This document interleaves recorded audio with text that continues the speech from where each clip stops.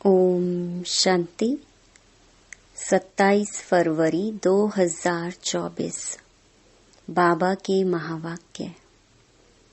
मीठे बच्चे, सदा बाप की याद का चिंतन और ज्ञान का विचार सागर मंथन करो तो नई नई पॉइंट्स निकलती रहेंगी, खुशी में रहेंगे।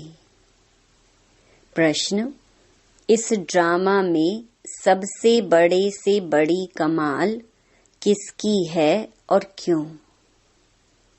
उत्तर: 1. सबसे बड़ी कमाल है शिव बाबा की, क्योंकि वह तुम्हें सेकंड में परिजादा बना देते हैं। ऐसी पढ़ाई पढ़ाते हैं जिससे तुम मनुष्य से देवता बन जाते हो। दुनिया में ऐसी पढ़ाई बाप के सिवाय और कोई पढ़ा नहीं सकता। दूसरा, ज्ञान का तीसरा नेत्र दे अंधियारे से रोशनी में ले आना, ठोकर खाने से बचा देना, यह बाप का काम है। इसलिए उन जैसी कमाल का वंडरफुल कार्य कोई कर नहीं सकता। ओम शांति। रूहानी बाप रोज रोज बच्चों को समझाते हैं और बच्चे अपने को आत्मा समझ बाप से सुनते हैं। जैसे बाप गुप्त है वैसे ज्ञान भी गुप्त है। किसको भी समझ में नहीं आता है कि आत्मा क्या है, परम पिता परमात्मा क्या है। तुम बच्चों की पक्की आदत पड़ जानी चाहिए कि हम आत्मा हैं। बाप हम आत्माओं को सुनाते हैं। यह बुद्धि से समझना है और एक्ट में आना है। बाकी धंधा आदि तो करना ही है। कोई बुलाएंगे तो जरूर नाम से बुलाएंगे। नाम रूप है तब तो बोल सकते हैं, कुछ भी कर सकते हैं। सिर्फ यह पक्का करना है कि हम आत्मा हैं। महिमा सारी निराकार की है। अगर साकार में देवताओं की महिमा है तो उन्हों को भी महिमा लायक बाप ने बनाया है। महिमा लायक थे, अब फिर बाप महिमा लायक बना रहे हैं। इसलिए निराकार की ही महिमा है। विचार किया जाता है बाप की कितनी महिमा है और कितनी उनकी सर्विस है। वह समर्थ है, वह सब कुछ कर सकते हैं। हम तो बहुत थोड़ी महिमा करते हैं, महिमा तो उनकी बहुत है। मुसलमान लोग भी कहते हैं अल्लाह मियाँ ने ऐसे फरमाया। अब फरमाया किसके आगे? बच्चों के आगे फरमाते हैं जो तुम मनुष्य से देवता बनते हो। अल्लाह मियाँ ने किसके प्रति तो फरमाया होगा ना। तुम बच्चों को ही समझाते हैं जिसका कोई को पता ही नहीं। अभी तुमको पता पड़ा है, फिर यह नॉलेज ही गुम हो जाएगी। बौद्धी भी ऐसे कहेंगे, क्रिश्चियन भी ऐसे कहेंगे, परंतु क्या फरमाया था यह किसको पता ही नहीं। बाप तुम बच्चों को अल्फ और बे समझा रहे हैं। आत्मा को बाप की याद भूल नहीं सकती। आत्मा अविनाशी है तो याद भी अविनाशी रहती है। बाप भी अविनाशी है। गाते हैं अल्लाह मियाँ ने ऐसे कहा था, परंतु वह कौन है, क्या कहते थे, यह कुछ भी नहीं जानते। अल्लाह मियाँ को ठिक्कर भीतर में कह दिया है तो जानेंगे फिर क्या। भक्ति मार्ग में प्रार्थना करते हैं। अब तुम समझते हो जो भी आते हैं उनको सतो रजो तमो में आना ही है। क्राइस्ट बौद्ध जो आते हैं उनके पीछे सबको उतरना है, चढ़ने की बात नहीं। बाप ही आकर सबको चढ़ाते हैं। सर्व का सद्गति दाता एक है और कोई सद्गति करने नहीं आते। समझो क्राइस्ट आया, किसको बैठ समझाएंगे? इन बातों को समझने लिए अच्छी बुद्धि चाहिए, नई नई युक्तियां निकालनी चाहिए, मेहनत करनी है, रतन निकालना है। इसलिए बाबा कहते हैं विचार सागर मंथन करके लिखो, फिर पढ़ो कि क्या क्या मिस हुआ। बाबा का जो पाठ है वह चलता रहेगा। बाप कल्प पहले वाली नॉलेज सुनाते हैं। यह बच्चे जानते हैं कि जो धर्म स्थापन करने आते हैं उनके पीछे उनके धर्म वालों को भी नीचे उतरना है। वह किसको चढ़ाएंगे कैसे? सीढ़ी नीचे उतरनी ही है, पहले सुख पीछे दुख। यह नाटक बड़ा फाइन बना हुआ है। विचार सागर मंथन करने की जरूरत है। वह कोई की सद्गति करने नहीं आते, वह आते हैं धर्म स्थापन करने। ज्ञान का सागर एक है और कोई में ज्ञान नहीं है। ड्रामा में दुख सुख का खेल तो सभी के लिए है। दुख से भी सुख जास्ती है। ड्रामा में पार्ट बजाते हैं तो जरूर सुख होना चाहिए। बाप दुख थोड़े ही स्थापन करेंगे। बाप तो सबको सुख देते हैं। विश्व में शांति हो जाती है। दुख धाम में तो शांति हो ना सके। शांति तब मिलनी है जब वापस शांति धाम में जाएंगे। बाप बैठ समझाते हैं, यह कभी भूलना नहीं चाहिए कि हम बाबा के साथ हैं। बाबा आया हुआ है असुर से देवता बनाने।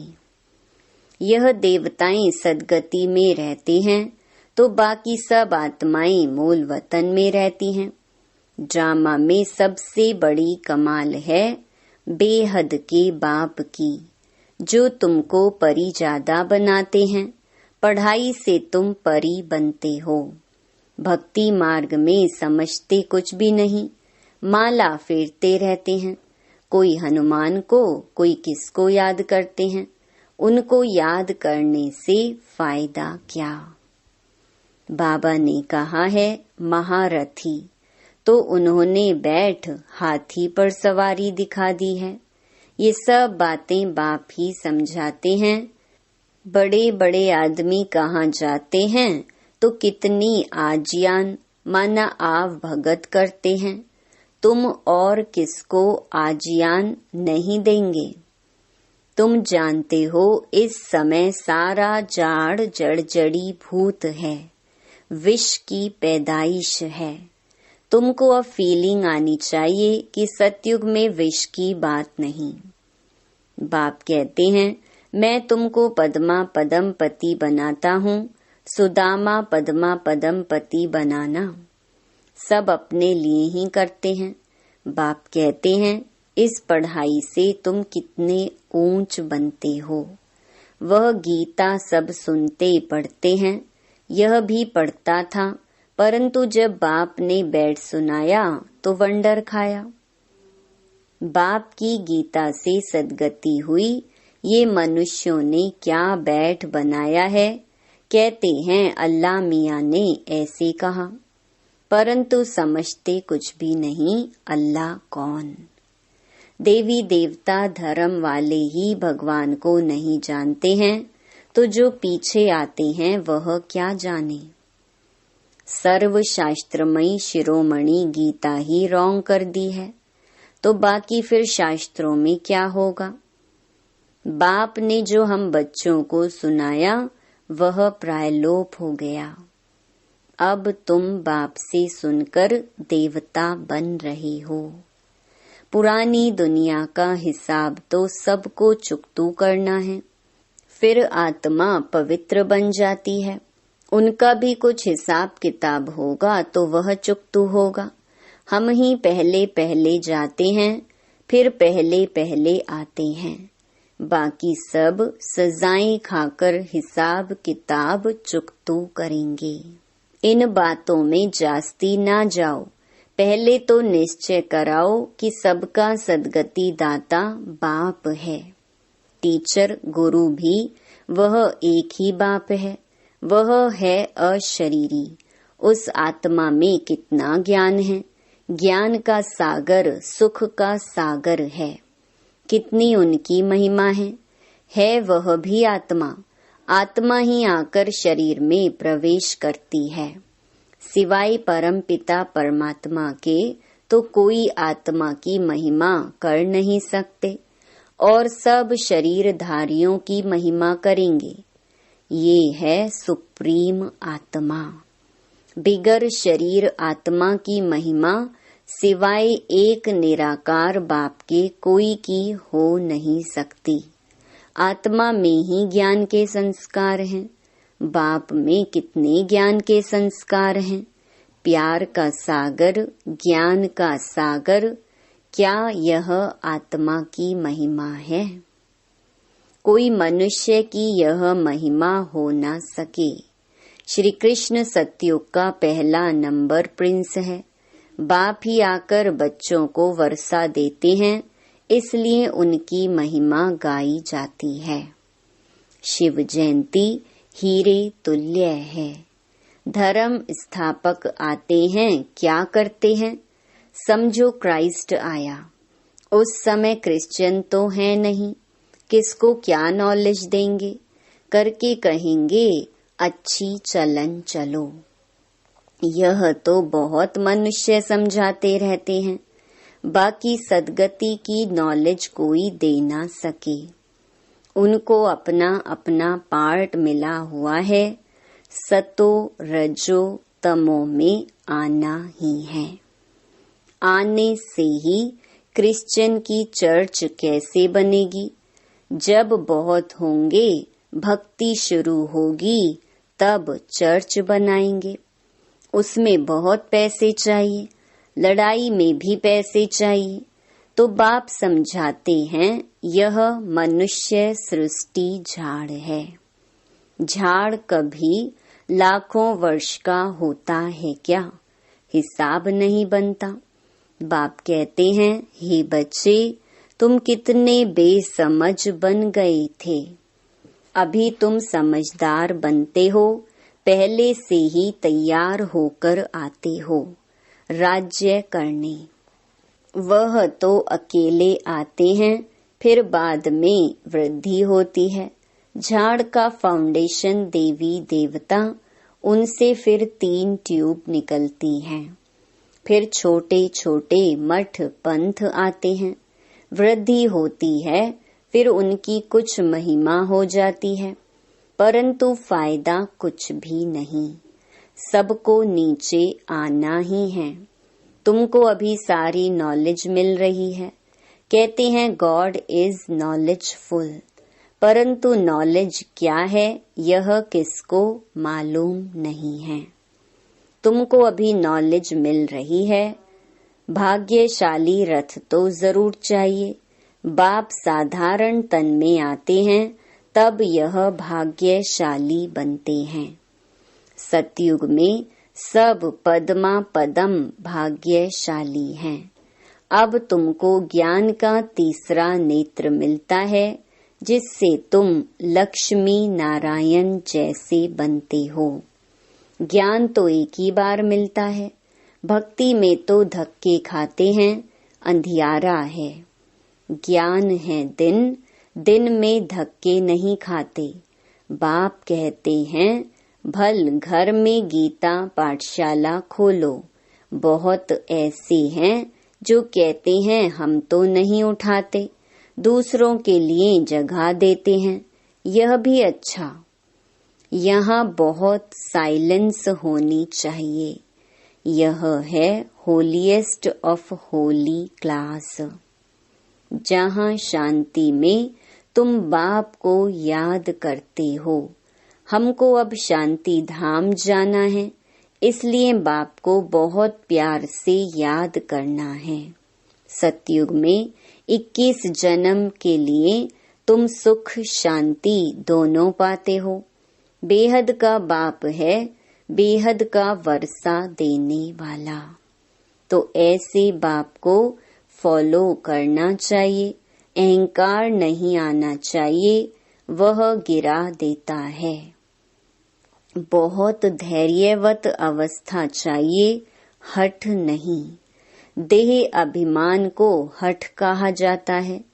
बहुत मीठा बनना है। देवताएं कितने मीठे हैं, कितनी कशिश होती है। बाप तुमको ऐसा बनाते हैं, तो ऐसे बाप को कितना याद करना चाहिए।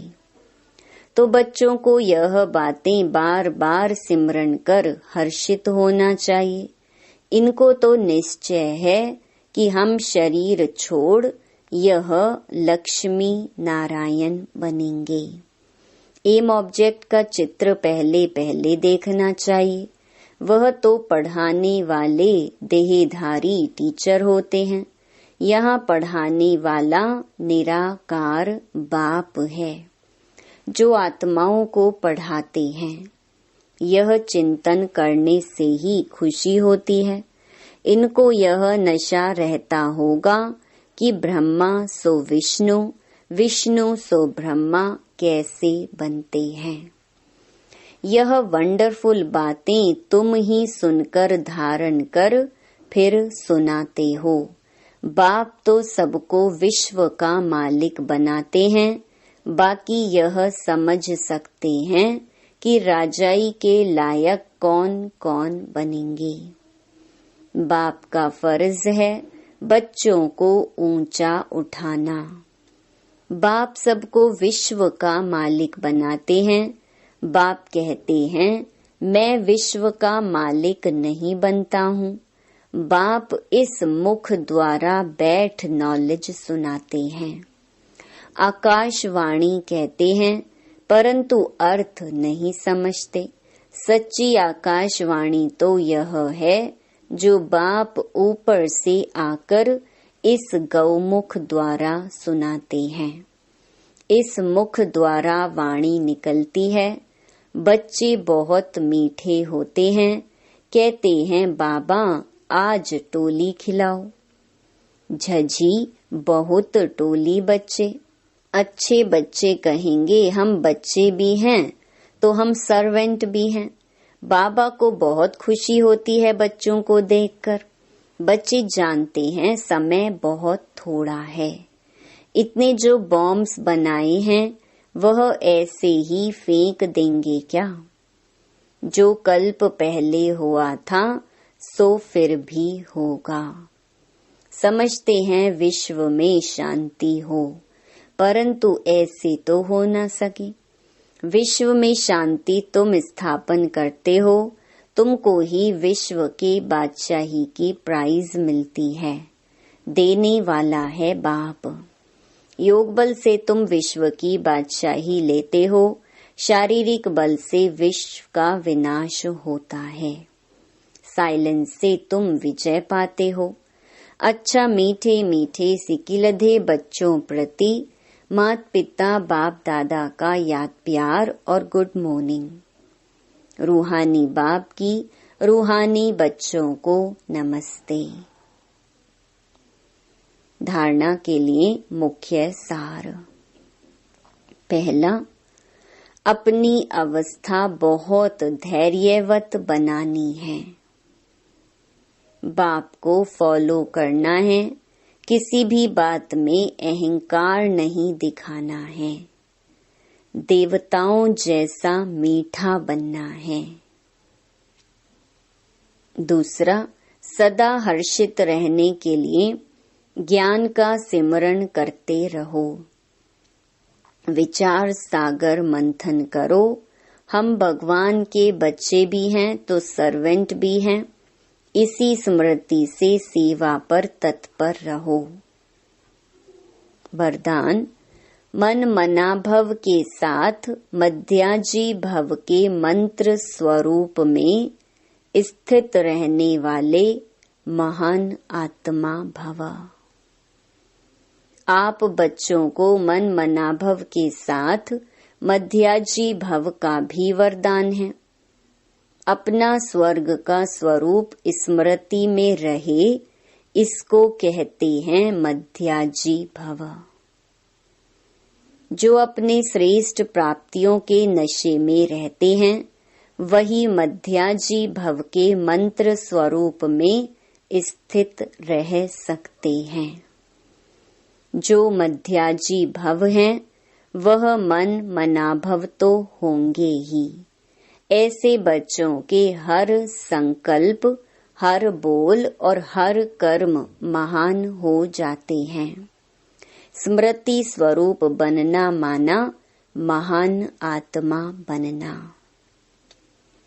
स्लोगन, खुशी आपका स्पेशल खजाना है, इस खजाने को कभी नहीं छोड़ना। ओम शांति।